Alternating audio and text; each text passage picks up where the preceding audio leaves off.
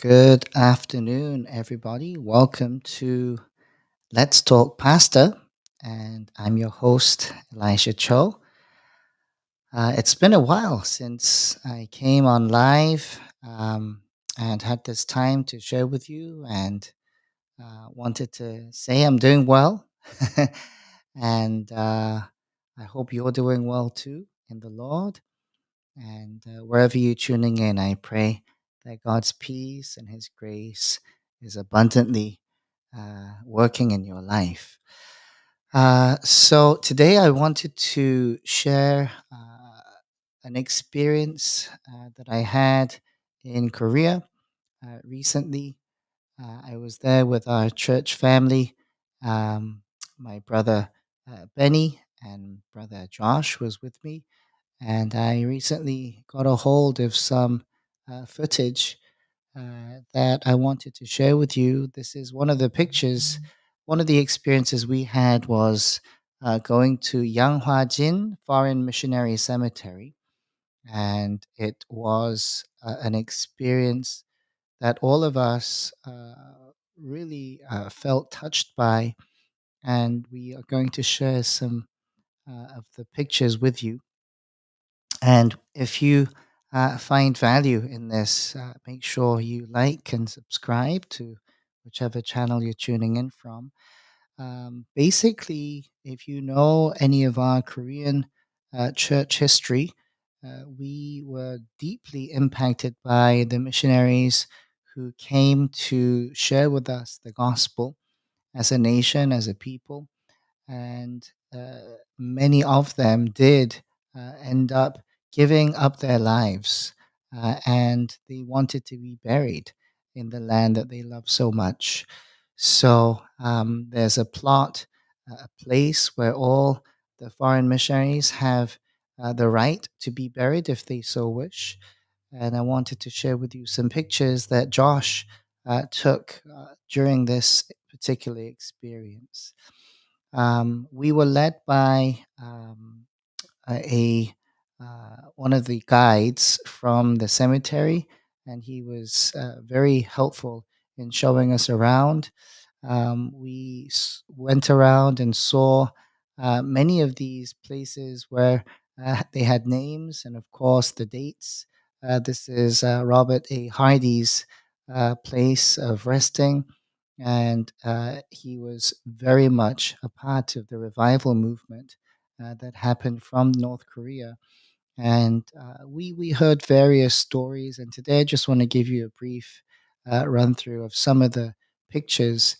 Hadi was a leader in the Methodist movement in Korea, a very influential figure. Also, some of these writings written in the Chinese language uh, in remembrance of some of these missionaries. Um, Also, we have names. Reverend A.M. Campbell here showed here in memory of Josephine Eaton Peel, wife of Reverend A.M. Campbell, missionary to China and Korea, 1887 to 1920. And so the Campbell family, if you look on the left of this picture, is where Ruby Rachel Kendrick is buried. And I believe she's the missionary who said, if I had 1,000 lives to give, Korea should have them all. And so that's how much the missionaries loved on the nation of Korea. They were so led by the Holy Spirit. That's all I can say, in that they would give of themselves even to the point of death. Um, the loving kindness of God through their service. And of course, the gospel is at the base of their mission work, but their impact was so multifaceted, in education, in in the medical field, in helping with various things with economics, and their sacrifice. is how the gospel was foundational for the growth and the development of the country. Let's go to another picture here. This is Benton, Mary Benton, and the gentleman there is the person who led us throughout our time at Yanghua. As you can see, many of the missionaries they not only sacrificed their lives, but even when they went back home to either America or their homeland, some of them said, "Please bury me back in the land of Chosan, in the land of Korea." After they passed away. So that was very touching for us in that they would love this nation that they had no connection with besides God's call, but they would want to be buried in this land. This is of yes, H.G. Appenzeller. Let me just read for you what was written there. Appenzeller from 1858 to 1902 was the first Methodist missionary in Korea and laid the cornerstone for the Korean Methodist Church. He established Peje Hakdang, which is Peje School, which produced many capable men who served the Korean people based on the values of the gospel. Appenzeller established Cheongdong First Methodist Church, the first Methodist church to be established in Korea, and it is still thriving today, and participated in the Korean translation of the Bible. He died in 1902 in a maritime accident on his way to Mokpo, where he was to participate in a meeting of the Bible Translation Committee. Appenzeller's son, Henry Dodge Appenzeller, and his wife, Ruth Noble, and his daughter, uh, Alice Rebecca, are all buried at Yanghua. A memorial erected in memory of H.G. Appenzeller by Peje Hakdang also stands at Yanghua. So you can see that it wasn't just a first generation missions work and then it was done. The sons and their wives and then grandchildren were also a part of the missionary work given to this country.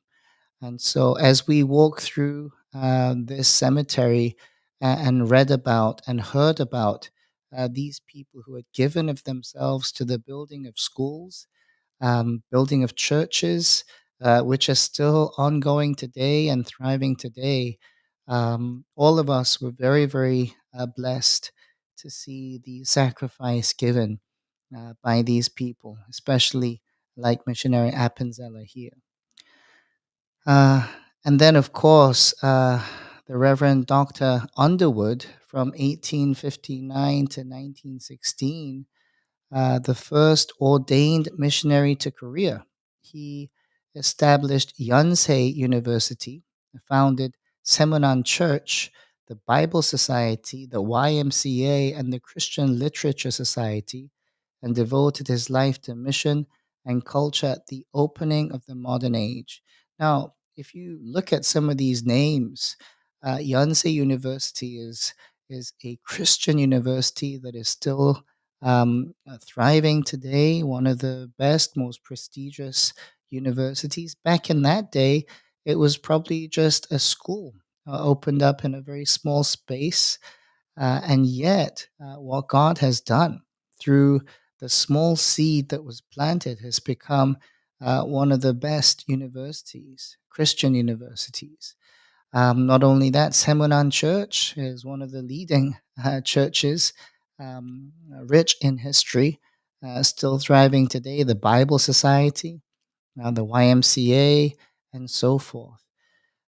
His wife, Lilias Horton, a missionary physician, showed the depths of her love in treating rich and poor, court and commoner alike. So their love that came through Jesus was able to reach royalty to the people on the streets. And that just shows the richness of God's love through these people. Underwood is a huge name in South Korea. Their son, Dr. Horace Horton Underwood, served as president of Chosun Christian College and as a lifelong interpreter of Korea and Korean culture. And his wife was martyred in troubled times, and the generational blessings of the Underwood family serving in Korea is an inspiration for us all. What a blessing. Another name that came up during our visit was Missionary Moore. Missionary Moore is called the pioneer of evangelization of Baekjeongs and the helper of Baekjeong's freedom movement. Now, the word Baekjeong basically means butcher, butcher. So Baekjeong is butcher, and back in these days, the butchers, the Baekjeong, were looked down upon, and so even if you were a 70-year-old man, if your uh, hierarchy, as it were, was Baekjeong, that means you had to bow down to those who are up in the echelons, to the Yangban. And so, very dysfunctional, very Confucianist based type of society, and yet, Missionary Moore was at the forefront. And I don't think he meant to. It's probably by accident. But nonetheless, by God's providence, if we read on here, Moore, together with Missionary Avison, provided, um, provided medical treatment to Park Song Jun, a butcher dying of typhoid fever. So Park Song Jun was a butcher, a Baekjeong, and he was dying of typhoid fever. This became a turning point at which Missionary Moore, along with Park Song Jun, came to preach the gospel to many butchers who were suffering from social and political discrimination. This is interesting because Park Sung-jun's son was the one who came to the missionaries and said, "My father is dying. Can you save him?"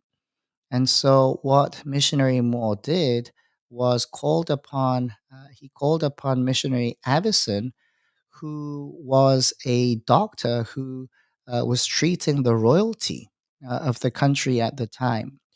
And so, like the doctor of the royal palace, as it were. And missionary Moore said, "This boy's dad is dying. Can you help?" And so missionary Avison came to help. And by God's grace, Park Song Jun was healed of the typhoid fever. And when he woke up from the sickness, Park Song Jun was so joyful, but also very touched that the hands that would touch the royalty would come and touch him and heal him.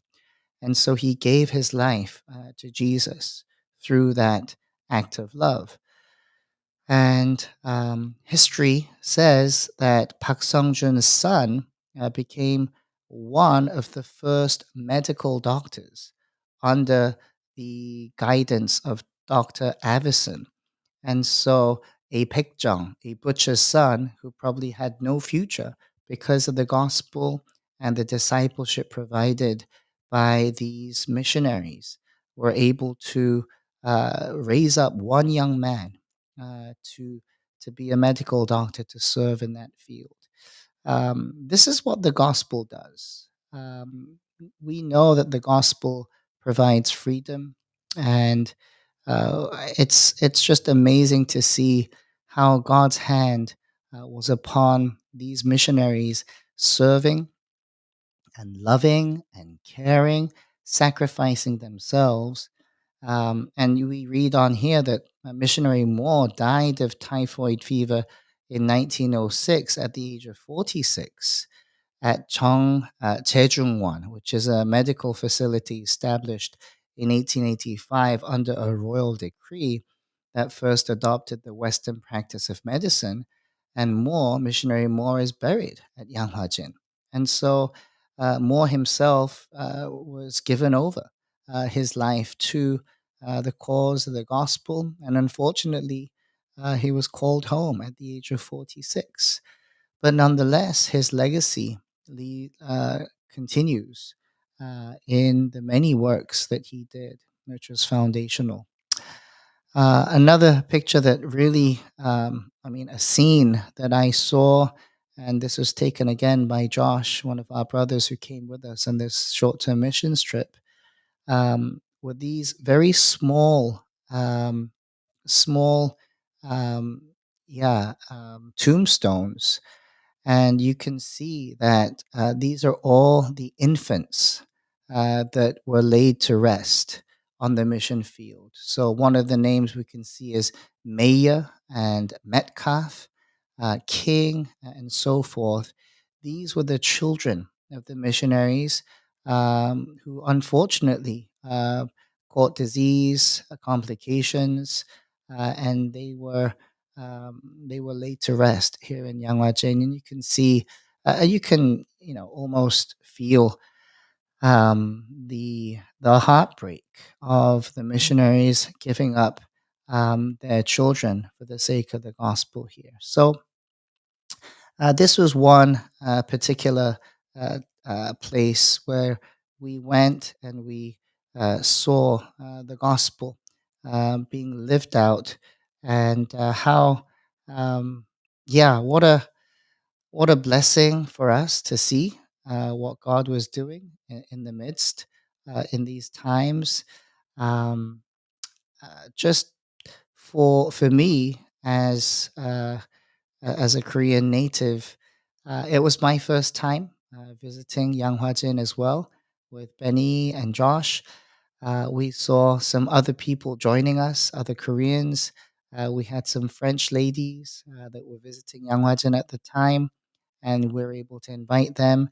And for me to walk those grounds, sacred grounds, I was so grateful that the missionaries did come and sacrifice, did come and lay their lives down literally so that we could receive the gospel.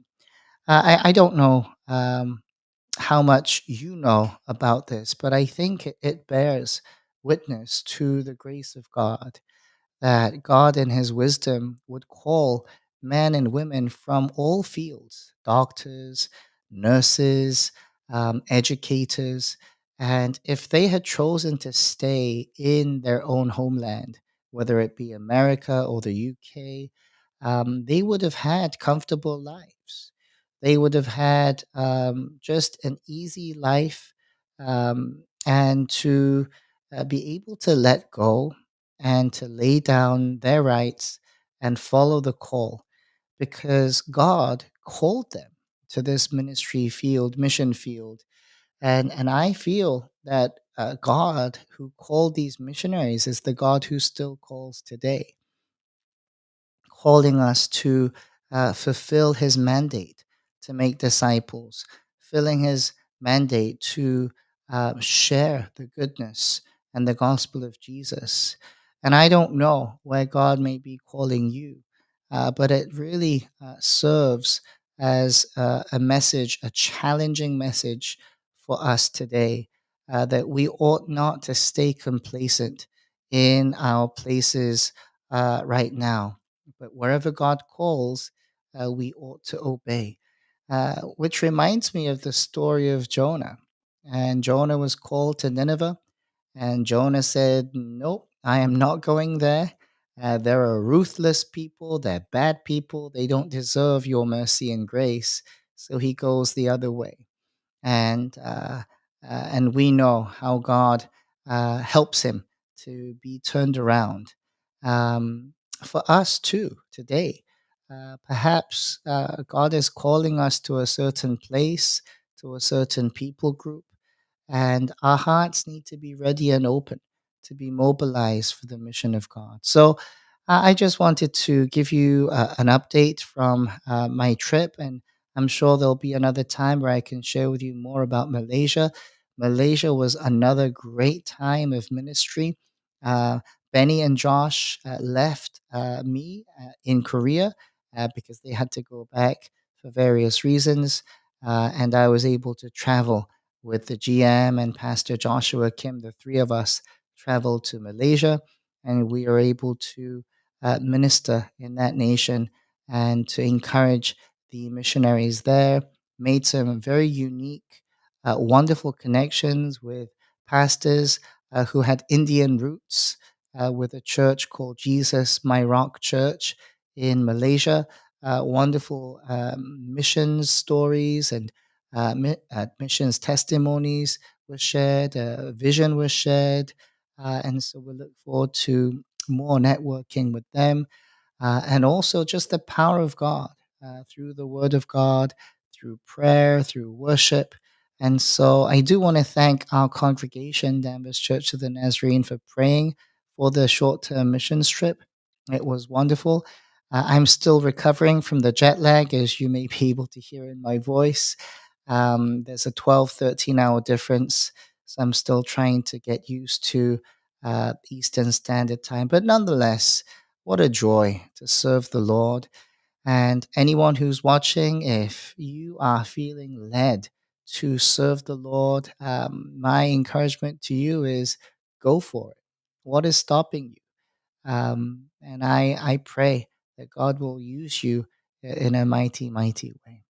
Well, I hope you have a wonderful rest of the day, and may the Lord bless you. Tomorrow, the Lord's Day service is awaiting, and I pray that we'll connect again soon. Take good care, everybody. Bye for now.